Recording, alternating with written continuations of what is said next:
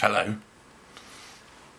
So I haven't made a video in a while for various reasons, so I thought I'd do a quick one now, just as a kind of, just a quick chat where I can tell you about me, but to add a little bit of drama to what will be a very boring subject, I thought we could take a COVID test at the same time. It also means you get to see a COVID test being done if you haven't had a COVID test before. So I work for the NHS and I've done that for about 15 years. This is a swab. It's going up my nose. Good. I mean, everyone. Yeah. Oh. Yeah, I've worked for the NHS for about 15 years. Now, I'm not a doctor, which means I'm not a hero, but I worked in GP surgeries, doing all sorts of different things. 6 drops of this. 1, 2, 3, 4, 5, 6. And I also held the contract for dealing with violent patients, which was kind of fun. Those were the sorts of patients who, generally speaking, had some mental health issues. Drug and alcohol abuse, that sort of thing as well. Or severe hypochondria, but it was always mixed with violent or abusive behaviour, to the point where they would threaten to beat up doctors, and some of them would actually assault members of staff, so they would get thrown out of their GP surgery until they couldn't access that service anymore because of safety concerns. So they were sent over to me. So with my stupid sense of humour and ability to get on with just about everyone, I was the point of contact for crazy, dangerous patients, and I got on quite well with them. 2 drops. 2. There we go, that's the COVID test done. This test is a... What test is this? An antigen test, rapid antigen test. So you stick a swab up your nose, put it in this extraction liquid, and squeeze it onto basically what is a similar sort of thing to a pregnancy test, and then you just have to wait and see if a line appears. Anyway, so I used to deal with dangerous and violent patients. I was their point of contact to access any GP service or hospital service. That was kind of fun.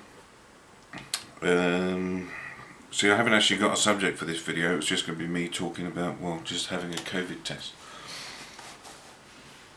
But now I work in a vaccination centre. So we've been seeing 1,200 or so people a week.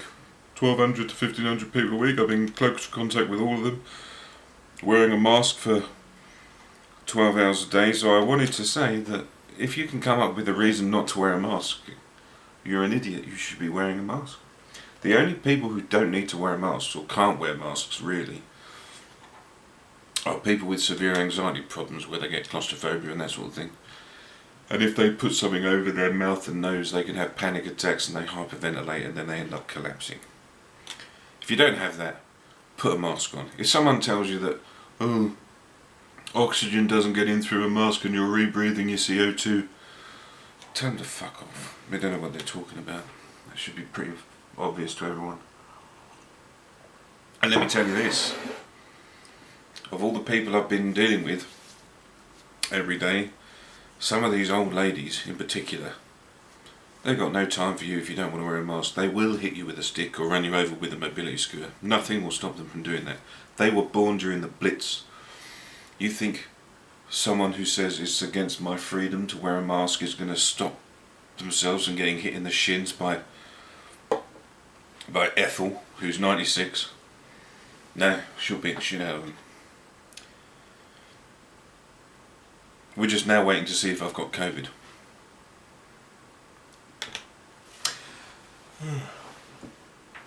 So yeah, we're dealing with giving the most vulnerable people at the moment vaccines, plus care workers, paramedics, other NHS staff. I had my first vaccine. I wasn't bothered about having it. I know that sounds an odd sort of thing to say, but I was of the opinion that if we've got doses, we should give them to the people in the vulnerable list.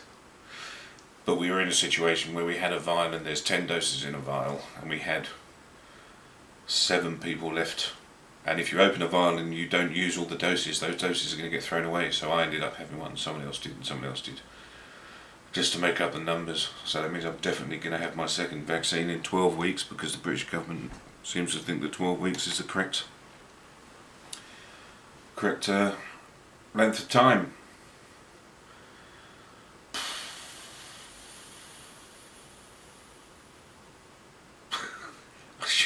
I genuinely didn't plan anything to say. Just thought I'd share that. But if you're worried about getting a COVID vaccine, there'll be some things that you've heard that aren't true. There are some people that think that because it's an mRNA vaccine, it changes your DNA, because that's like how DNA works. It's not. Basically, the vaccine contains some genetic material from the virus. It doesn't contain the virus itself. You can't catch COVID from a COVID vaccine in the same way you can't catch flu from a flu vaccine. People who say they got flu after they got the vaccine, all that means is they got flu after they got a flu jab. But yeah, COVID vaccines don't change your DNA. That's ridiculous. They don't contain a live vaccine. Anyone that says you get COVID from a vaccine is lying. They don't contain any mercury. Very few vaccines contain any mercury at all, and even the ones that do, you get 1,000 times the same amount of mercury if you eat a tuna sandwich. So if you're worried about mercury, don't eat fish. Don't worry about vaccines. What other lies are there about vaccines? There's microchips in them, apparently, which there aren't. Because, well, there aren't. What did someone say to me once? Oh, adverse reactions to vaccines. People talk about how there haven't been long-term tests and this, that and the other, but most of the ingredients are exactly the same as in any vaccine. So a vast majority of the reactions people get will be your arm hurts a bit. Sometimes they get a little lump with the vaccine site. That's pretty much it. Same sort of thing that happens with flu and all the others.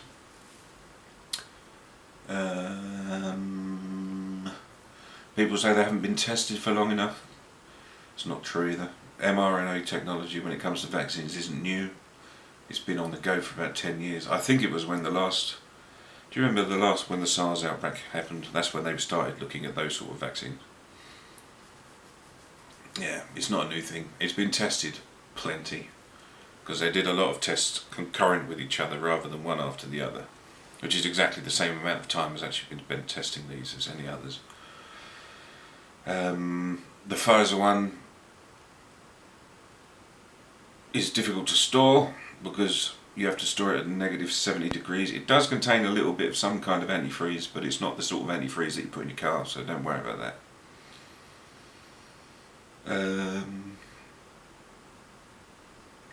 Yeah, if you get offered your vaccine, have the vaccine, because it's the only way we're going to get back to some sort of normality is by vaccinating a certain percentage of the population at a minimum. And if you do get the vaccine, you can still get COVID, but the idea is it won't be as bad. In the same way that you have, if you have the measles vaccine, some people with the measles vaccine do still get measles. Generally, it's not that bad. You see, that's the point. And I'm getting so fed up with people talking about hospitals not being at full capacity. All you've got to do is speak to some doctors who work in intensive care units and ask them the problems they're having. And irrespective of anything, if an ICU unit is almost full or practically full of COVID patients, it means that if you or your loved ones have a car crash and need to be in an ICU bed, there aren't going to be enough. It's not just about how many COVID patients are in ICU, it's about the lack of resources for other things. And one of the problems is oxygen supplies. You might have read a little bit about that, but not much. But people with COVID who are receiving oxygen because they're having a respiratory problem, they're having problems breathing, they're on a much higher amount of oxygen, a much higher number of litres per hour of oxygen than most people on ventilators. And oxygen is stored in big tanks outside hospitals. If you ever wander around a hospital, you'll find a big oxygen tank. That gets filled up every so often. But if everyone who's on oxygen is having, I can't remember what the number is, but let's say 10 litres of oxygen an hour, that tank disappears pretty quick.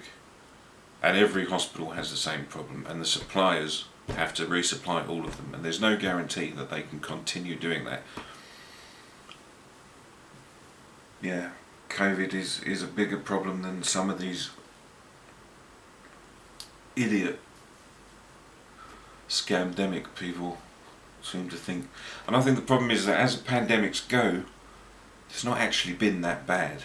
I know it's been bad, but it's not like in the films. I think people expect it to be like in the films where you've got, you know, CDC tents everywhere and dead people in the street and this, that and the other. So I do wonder what death rate people would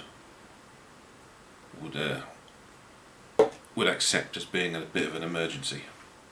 I was talking to someone about that once, and he said if 20% of the people who had got COVID had died, no, it was 5% of the population had died, then he would accept it was a real problem. But the problem is 5% of the population is about 3 million people in the UK.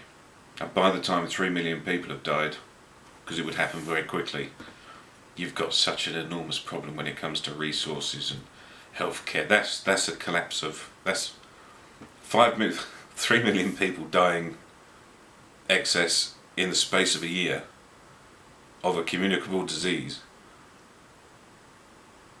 By the time you get to 3 million people, it's out of control. There's nothing you can do about it.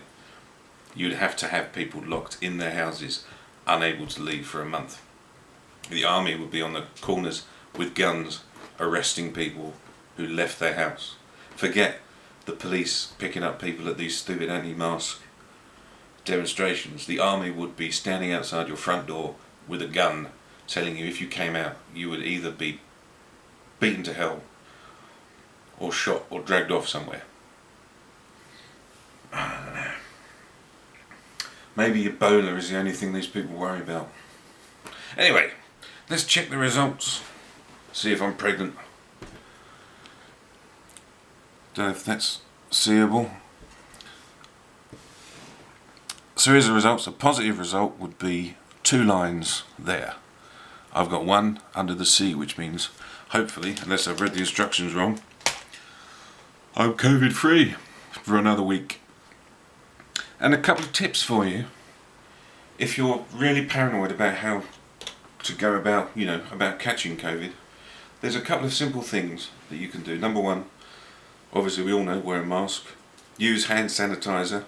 But an important one that people seem to forget is when you're in supermarkets, and you're shopping and things like that, unless you're going to buy something, don't touch it. Walk around with your hands in your pockets. Don't squeeze melons and fruits and then put them back. If you're going to buy something, pick it up in the basket or trolley. That's it. You don't pick stuff up and put it back. If everyone did these little infection control things, you don't touch stuff and put it back. Because if you do have anything on your hands, you're just giving it to the next person. Keep your hands in your pockets. Don't worry about gloves. If you want to wear gloves. But if you're wearing gloves all day and you're still scratching stuff and it's pick stuff up, put stuff down, scratch your nose, you might as well not wear gloves. And if you're wearing gloves and you start using that alcohol rub, you fuck the gloves up. You're better off not wearing gloves and just don't touch things and get used to not scratching your face. Carry hand sanitizer around and wear a fucking mask. Anyway, I've been working on a collaboration with 4 other people since before Christmas, and this lockdown has sort of slowed everything up. But I'll give you some more information about that close to the time. I've been trying to write more music, but I've not had any inspiration at all. But the collaboration is a bit of music, and it'll be something that I don't think anyone would expect, and it's actually quite good. It's not one of my silly songs. I'm actually quite proud of this one. But anyway, I'm going to go throw this stuff away, but I will see you soon.